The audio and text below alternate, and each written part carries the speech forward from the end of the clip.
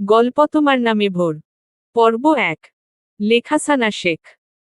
বাসর ঘরে নবজাতক শিশুকে কোলে নিয়ে জবুথুবু হয়ে বসে আছে ১৫ বছরের মেয়ে নুরা, পুরো নাম নুসরাত জাহান নুরা। ওর কোলের শিশুটি পুত্র সন্তান। তখন থেকে ছেলেটি কেঁদে চলেছে, কিন্তু নুরা কিছুতেই কান্না বন্ধ করতে পারছে না। বাচ্চাটা তো ওর নিজের সন্তান না, আর বাচ্চা সামলানোর অভিজ্ঞতাও ওর নেই। হয়তো অভিজ্ঞতা এত দিনে হয়ে যেত, তবে আল্লাহ তায়ালা চাননি বলে আর হয়নি। অতীত মনে হতেই চোখের কোণ বেয়ে উষ্ণ তরল গড়িয়ে পড়ে। বাচ্চাটার কান্না কিভাবে বন্ধ করবে? বিছানা থেকে নামার জন্য উদ্যত হতেই রুমে প্রবেশ ঘটে ওর বরের, আরশাদ চৌধুরী।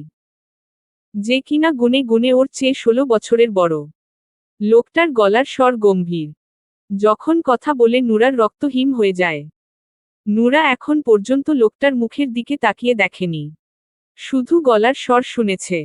আরশাদ গম্ভীর আর কিছুটা রাগী স্বরে বলে, তখন থেকে কাঁদছে, শুনতে পাচ্ছ না? খাওয়াচ্ছ না কেন ওকে? নুরা মিনমিন করে বলে, কি খাওয়ামু? এইখানে তো দুধ নাই। তোমাকে এনেছি কি করতে? তোমার প্রাক্তন শ্বশুরশাশুড়ি তোমাকে কিছু বলেনি? মাথা নাড়ায় নুরা। আরশাদ আগের মতো একই সুরে বলে, তুমি ওকে খাওয়াবে। নিজের ব্রেস্ট ফিডিং করাও ওকে। নুরা তড়িৎ গতিতে মুখ তুলে তাকায়। আরশাদের গম্ভীর রাগী চোখ মুখ দেখে সাথে সাথেই মাথা নত করে নেয়।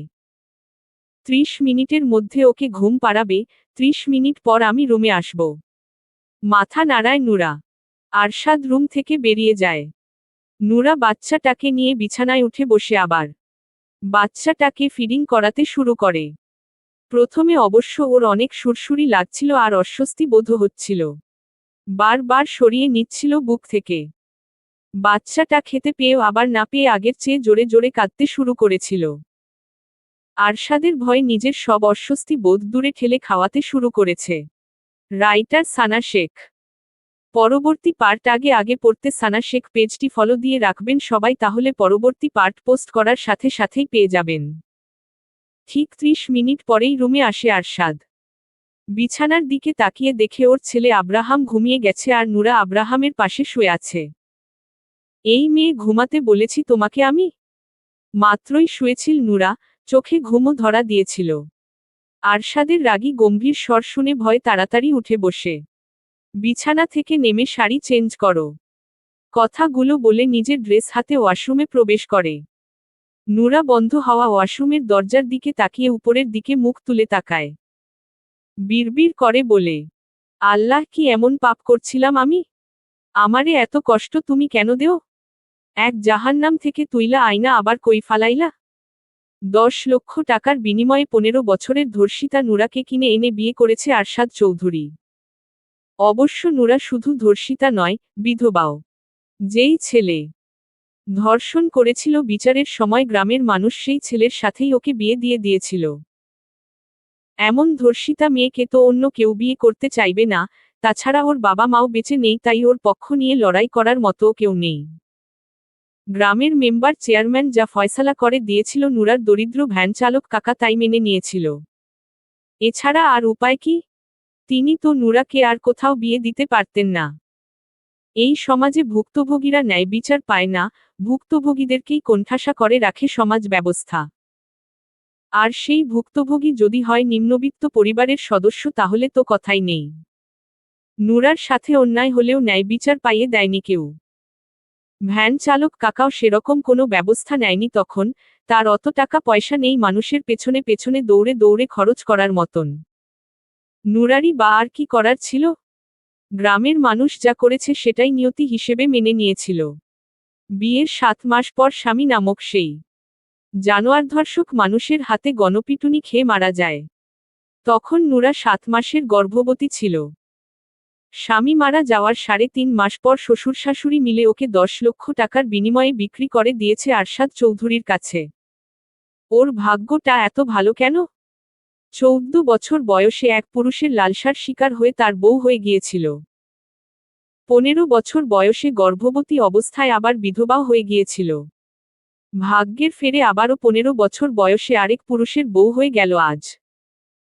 এখানেও যে ভালো থাকবে না, সুখে থাকবে না, সেটা প্রথমেই বুঝতে পেরেছে। 10 লক্ষ টাকা দিয়ে কিনে এনে ওকে মোটেও রানী বানিয়ে রাখবে না আরশাদ এটা বুঝতে পেরে গেছে নুরা। দেখা যাক ভাগ্যে এবার কি আছে। আরশাদ ওয়াশরুম থেকে বেরিয়ে এসে দেখে নুরা এখনো আগের মতোই দাঁড়িয়ে আছে।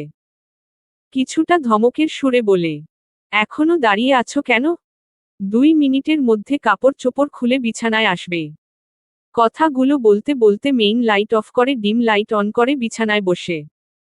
নুরা যেন বরফের মতো জমে গেছে। ওর মধ্যে একটুও নড়াচড়া নেই, শ্বাসও বোধ হয় নিচ্ছে না। আরশাদ পুনরায় ধমক দিয়ে বলে, এই মেয়ে কথা কানে যাচ্ছে না? কি বলেছি আমি? 2 মিনিটের মধ্যে আমি যেভাবে বলেছি সেভাবে চাই তোমাকে আমার সামনে। আব্রাহামকে বুকে আগলে ধরে একপাশে জড়সড় হয়ে শুয়ে আছে নুরা। আব্রাহাম এতক্ষণ জেগেই ছিল, একটু আগেই ঘুমাল। ছোট মেয়েটার নাজুক দেহ খানা ব্যথায় জর্জরিত হয়ে আছে। চোখের কোণ বেয়ে গড়িয়ে পড়ছে পানি, তবে কান্নার শব্দ নেই। নেই কোনো অভিযোগ। যন্ত্রণায় দম বন্ধ হয়ে আসলেও শ্বাস ফুরাচ্ছে না। জীবন ওকে যা দিয়েছে তার চেয়ে বেশি ক্যারেই নিয়েছে। আনন্দের চেয়ে কষ্টই বেশি সহ্য করেছে। চোখ তুলে আরশাদের দিকে তাকায়, লোকটা উপুর হয়ে শুয়ে আছে।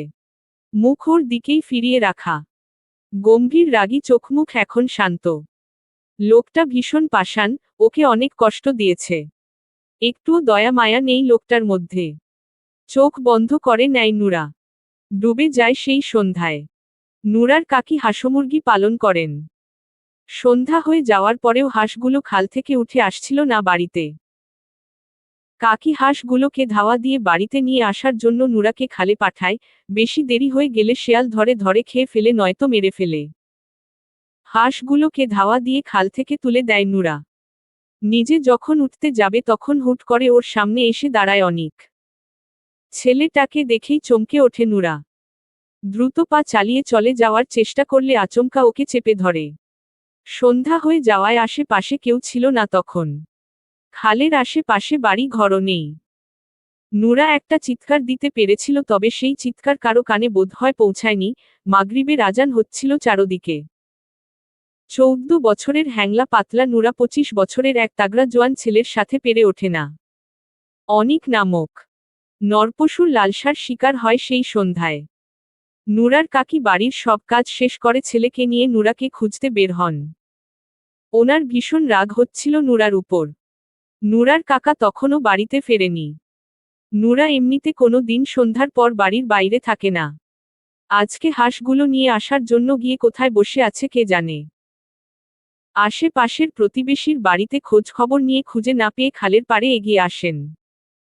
গলা ছেড়ে 2 মাছিলে নুরার নাম ধরে ডাকতে শুরু করে। ডাকাডাকির এক পর্যায়ে টর্চলাইটের আলোয় খালের আশেপাশে নজর বুলায়। খালের পাড়ে তৈরি হওয়া ছোট ছোট আগাছার ঝোপঝাড় নড়াচড়া করছে।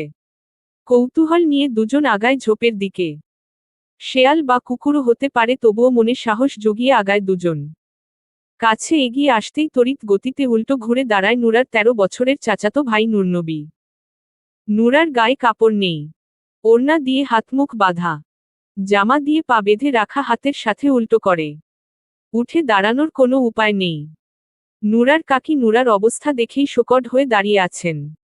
নুরার সাথে কি হয়েছে বুঝতে একটুও বাকি নেই। নুরা সমানে ছটফট করছে আর গড়াগড়ি খাচ্ছে। গড়াগড়ি খাওয়ার কারণেই আগাছাগুলো নড়ছিল এতক্ষণ। কাকি দ্রুত নুরার হাত পা খুলে কাপড় পরিয়ে দেন। ব্লিডিং হচ্ছে এখনো। শরীরের জায়গায় জায়গায় কামড়ের দাগ। নুরা কাকিকে জড়িয়ে ধরে হাউমাউ করে কেঁদে ওঠে। নূরনবী তখনও উল্টো ফিরে দাঁড়িয়ে আছে। নুরাকে নিয়ে নুরার কাকাকাকি আর গ্রামের কয়েকজন প্রভাবশালী লোক অনিকদের বাড়িতে আসে। বখাটে অনিক তখন বাড়িতেই ছিল। অনিক অস্বীকার করতে পারেনি কিছুই। নুরাকে খালের দিকে আগাতে দেখেই পিছু নিয়েছিল অনিক। নুরার উপর ওর নজর ছিল অনেক আগে থেকেই। গ্রামের অনেক মেয়েকে উত্ত্যক্ত করত অনিক, এটা গ্রামের অনেক মানুষই জানে। পরের দিন বড় করে সালিশ বসে। সেখানে ফয়সালা হয় নুরাকে 2 লক্ষ টাকা কাবিনে বিয়ে করবে অনিক। 2 পক্ষ মেনে নেয়, এছাড়া আর কোন উপায় ছিল না। অনিক আয় রোজগার করত না কিছু, বাপের টাকায় ঘুরে ফিরে বেড়াত, নেশা পানি খেত। পড়াশোনাও করেনি। অনিকের বাবার একটা ছোট খাটো চায়ের স্টল ছিল, সেখানেও সেরকম আয় হতো না। গ্রামের মানুষের নজরে তখন তারা খারাপ পরিবার। মানুষের কটু কথা, হাসাহাসি চলতেই থাকত রোজ। বিয়ের আগে রেপ হলেও বিয়ের পর হতো ম্যারিটাল রেপ। প্রায় প্রতি রাতেই ব্যথায় জর্জরিত করে দিত অনিক। নুরা কাঁদলে গলা চেপে ধরত, ভয় দেখাত, গায়ে হাত তুলত। ছোট মেয়েটা ভয়ে চুপচাপ সব সহ্য করে নিত। কাউকে কিছু বলার সাহস পেত না। 2 মাস পরেই বুঝতে পারে গর্ভে সন্তান চলে এসেছে। অনিক তখনও সেই আগের মতোই ছন্নছাড়া, বাউন্ডুলে, বেকার, বখাটে। নুরার আলোতে ভরা জীবনে অন্ধকার হয়ে এসেছিল অনিক। সেই অন্ধকার ওকে গ্রাস করে নিয়েছিল পুরোপুরি। বিয়ের পরেও অনিক আগের মতোই মেয়েদের উত্ত্যক্ত করত। গ্রামের মানুষ অনিককে গ্রাম থেকে বের করে দিতে চায়। গ্রামের মানুষ বের করে দেওয়ার আগেই অনিকের বাবা মা নুরা আর অনিককে নিয়ে পাড়ি জমায় ঢাকায়। বস্তির মতো একটা এলাকায় বাসা ভাড়ায় ওঠে 2টো রুম নিয়ে।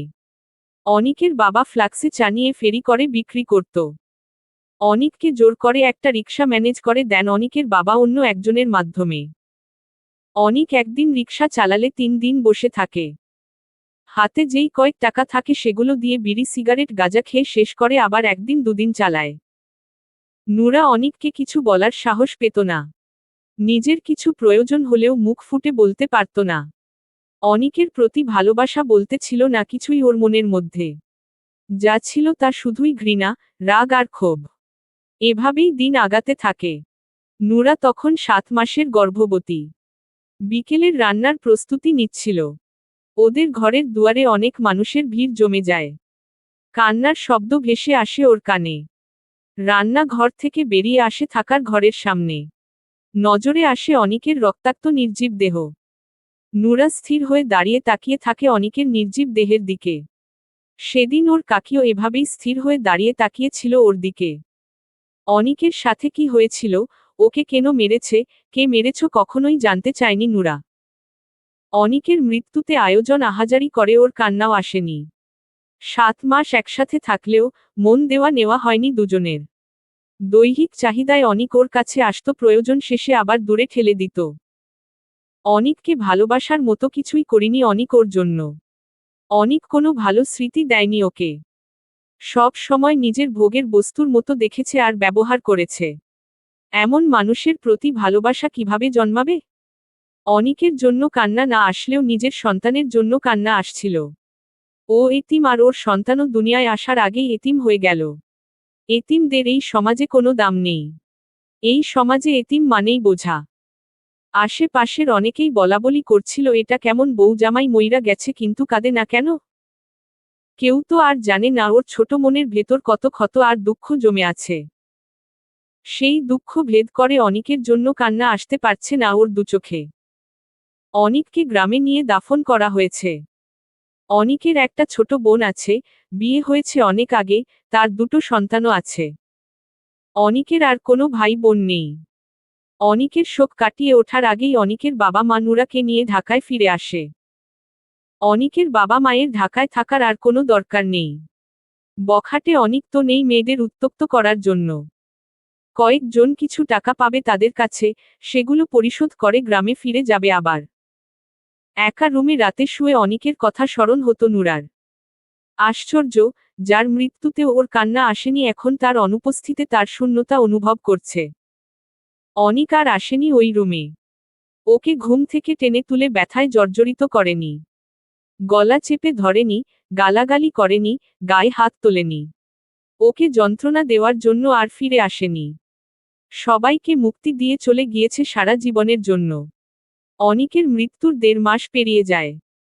নুরা শুনেছিল অনিককে গণপিটুনি দিয়ে মারা হয়েছে। রিকশা চালাতে গিয়ে কোন মেয়ের সাথে নাকি ঝামেলা করেছিল।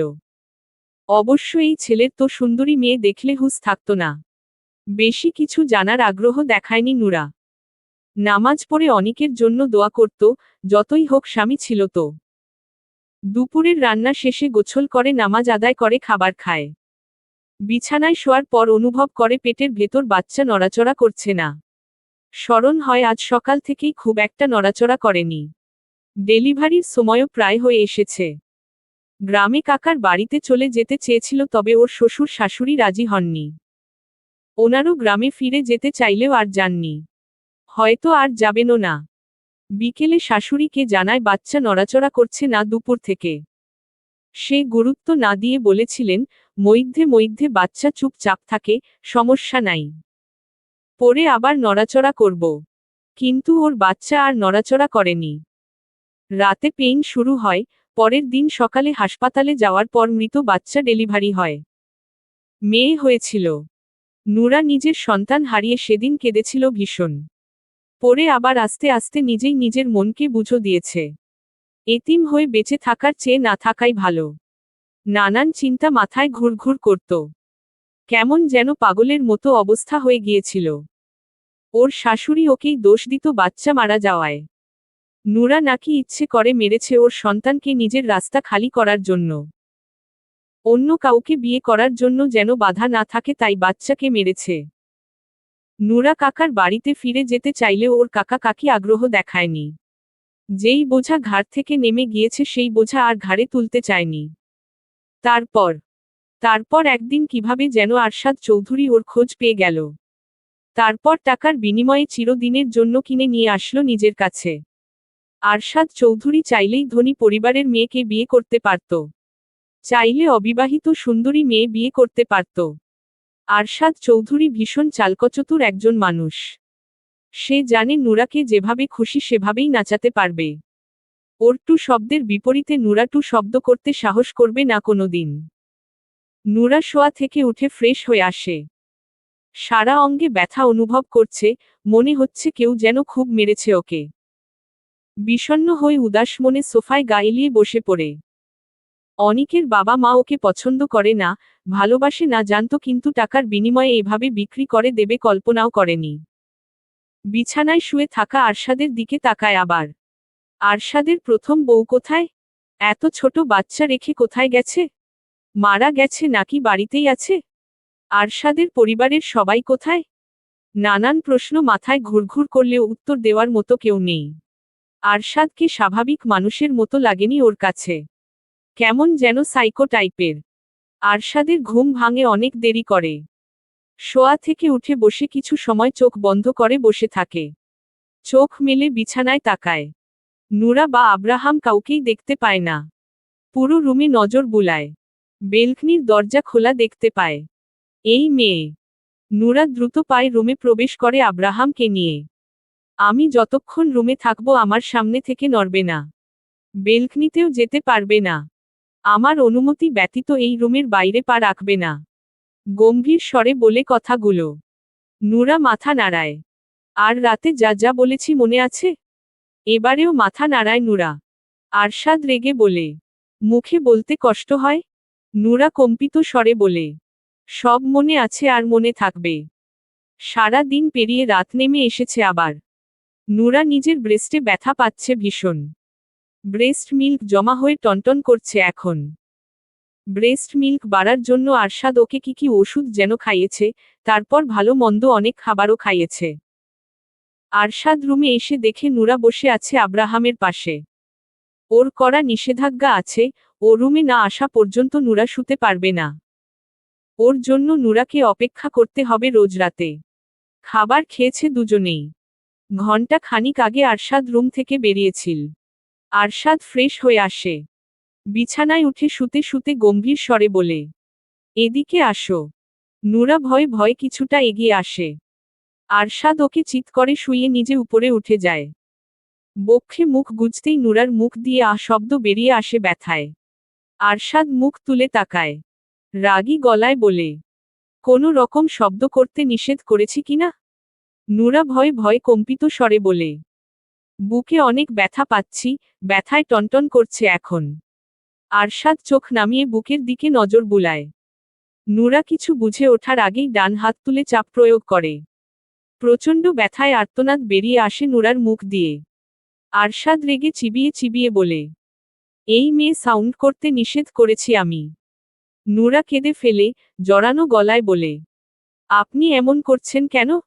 আমি ব্যথা পাচ্ছি। আজকে ছেড়ে দিন আমাকে। আমি সহ্য করতে পারবো না আজ। সাইকো পাষাণ পুরুষ কানে তোলে না নূরার কথা।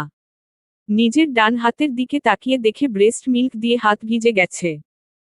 পুনরায় হাত বাড়াতেই হাতটা চেপে ধরে নুরা। কেঁদে কেঁদে বলে, প্লিজ দয়া করুন আমাকে। দয়া?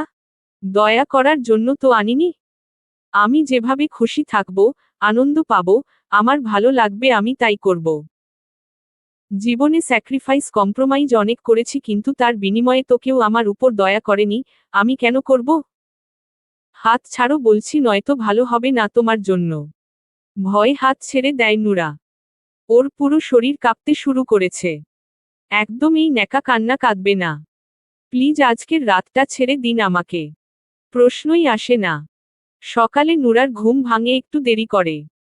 ঘুম থেকে উঠে দেখে আরশাদ নেই বিছানায়। আব্রাহাম গভীর ঘুমে রয়েছে। বিছানা ছেড়ে নেমে দাঁড়ায়। রাতে অনেক ভয় পেয়ে গিয়েছিল কিন্তু আরশাদ ওর সাথে কিছু করেনি আর। ওর কান্না দেখে ছেড়ে দিয়েছিল, পরে আর রাগারাগিও করেনি। আব্রাহাম রাতে অনেকক্ষণ জেগেছিল, ঘুম ঘুম চোখে আব্রাহামকে কোলে নিয়ে বসেছিল নুরা। আর এই কারণেই সকালে ঘুম থেকে উঠতে দেরি হয়ে গেছে। বাথরুমের দরজার কাছে আসতেই বুঝতে পারে ভেতরে আরশাদ রয়েছে। ভেতর থেকে দরজা বন্ধ আর পানি পড়ার শব্দ পাওয়া যাচ্ছে। সরে এসে ড্রেসিং টেবিলের সামনে দাঁড়ায়। উস্কো খুস্কো ড্যামেজ চুলগুলোর খোপা খুলে চুল আঁচড়ে নেয়। পেছনে ফিরতেই দেখে আরশাদ কোমরে টাওয়েল পেঁচিয়ে দাঁড়িয়ে আছে। আরশাদের গম্ভীর চোখ মুখ দেখেই নুরা শুকনো ঢোক গিলে নেয়। হৃদস্পন্দন বেড়ে গেছে। ভয়ে বুকের ভেতর ধুকপুক করছে। আরশাদকে নিজের দিকে এগিয়ে আসতে দেখেই গলা শুকিয়ে যায় আরও। সামনে থেকে সরবে নাকি দাঁড়িয়ে থাকবে বুঝতে পারছে না। সরলে যদি রেগে যায়? আবার না সরলেও যদি রেগে যায়? কোন দিকে যাবে নুরা? এমন অদ্ভুত একজন মানুষের সাথে এক ছাদের নিচে একসাথে কিভাবে বসবাস করবে নুরা? অনেক যত খারাপই থাকুক এই আরশাদ চৌধুরীর মতো ছিল না। সামনে থেকে সরবে নাকি এভাবেই মূর্তির মতো দাঁড়িয়ে থাকবে? চিবিয়ে চিবিয়ে বলা কথাগুলো শুনে দ্রুত সরে দাঁড়ায় নুরা। আরশাদ ড্রেসিং টেবিলের সামনে এসে দাঁড়ায়। নুরা আর দেরি করল না, দ্রুত পায়ে বাথরুমে প্রবেশ করে। এই লোকের সামনে দাঁড়িয়ে থাকার চেয়ে বাথরুমে গিয়ে বসে থাকা ভালো। বেশ অনেকক্ষণ পর বাথরুম থেকে বেরিয়ে আসে নুরা। আরশাদ ফর্মাল ড্রেস পরে রেডি হয়ে বসে আছে বিছানায়। নুরা বের হতেই আগুন চোখে তাকায়। ওর চাহনি দেখেই নুরার আত্মা খাঁচা ছাড়া। আরশাদ গম্ভীর অথচ রাগী স্বরে বলে, ফ্রেশ হতে কতক্ষণ লাগে? সারা জীবন বাথরুমেই বসে থাকার প্ল্যান করেছিলে নাকি? নুরা কিছু বলে না। টেবিলের উপর খাবার রাখা আছে, খেয়ে নেবে। আমি এখন বের হব, ফিরব দুপুরে। আব্রাহামকে দেখে রাখবে, ওকে কাঁদালে খবর আছে তোমার। নুরা চুপচাপ শোনে সব কথা। আব্রাহাম বসা থেকে উঠে দাঁড়ায়। ধূপধাপ পা ফেলে দরজার কাছে এগিয়ে যায়। আবার পেছনে ফিরে তাকিয়ে বলে, মনের ভুলেও রুমের বাইরে বের হলে পা কেটে ফেলবো আমি। বের হব না। মনে থাকে যেন। থাকবে। আরশাদ বেরিয়ে চলে যায় দরজা ভিজিয়ে দিয়ে। নুরা ফোঁস করে স্বস্তির শ্বাস ছাড়ে। যাই হোক দুপুর পর্যন্ত শান্তিতে থাকতে পারবে আজকে। খাবার খেতে বসে আরশাদের কথা স্মরণ হয়। লোকটা খেয়েছে? খায়নি বোধ হয়। গতকাল রুমে বসে ওর সাথেই খেয়েছিল 3 বার, আজকে বোধ হয় নিচে গিয়ে খাবে। নুরা বেশি কিছু ভাবল না, খিদে পেয়েছে তাই খাওয়া শুরু করে। খাবারের স্বাদ অনেক ভালো। আর এই সব খাবার আগে কোনো দিন খায়নি নুরা। এমন দামি দামি খাবার খাওয়ার মতো ভাগ্য ওর ছিল নাকি কোনো দিন? কাকির সংসারে কাকি যা দিত তাই খেত। শাশুড়ির সংসারেও শাশুড়ি যা খেতে দিত তাই খেত। এই বাড়িতেও যা দেয় তাই খায় কিন্তু। ওর খাওয়া শেষ হয় আর আব্রাহাম ঘুম থেকে উঠে যায়। নুরা দ্রুত হাত ধুয়ে পানি খেয়ে বিছানায় উঠে আসে। আব্রাহামের গায়ের উপর থেকে ব্ল্যাঙ্কেট সরিয়ে নেয়। কাপড় চোপড় পরিবর্তন করে কোলে তুলে নেয়। বাচ্চার যত্ন কিভাবে করতে হয় নুরার জানা নেই। যেভাবে নিজে পারছে সেভাবেই করছে বিয়ের রাত থেকে। দুপুরে ফেরার কথা থাকলেও আরশাদ ফেরে সন্ধ্যার পর।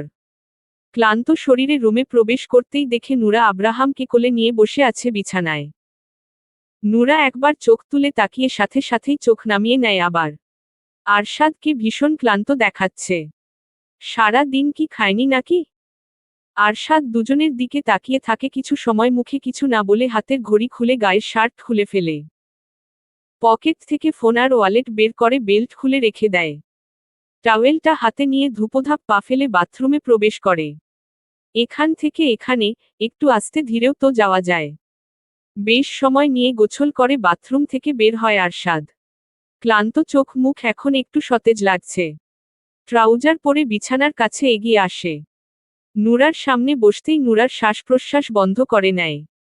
শ্বাস নেওয়ার শব্দ শুনে যদি রেগে যায়। নিজের বলিষ্ঠ হাত দুটো বাড়িয়ে নুরার কোল থেকে আব্রাহামকে নিজের কোলে তুলে নেয় আরশাদ। নুরা ভয়ে ভয়ে একটু পিছিয়ে যায়। আরশাদ চোখ তুলে তাকাতেই স্থির হয়ে বসে রইল আবার। আরশাদ ছেলের গায়ের জামা তুলে ভালোভাবে খেয়াল করে। নুরার দিকে তাকিয়ে বরাবরের মতো গম্ভীর স্বরে বলে, ওর গায়ে বেবি অয়েল দিয়ে দাওনি? দুপুরে গোসল করানোর পরে দিছিলাম। তারপর আর দাওনি? না।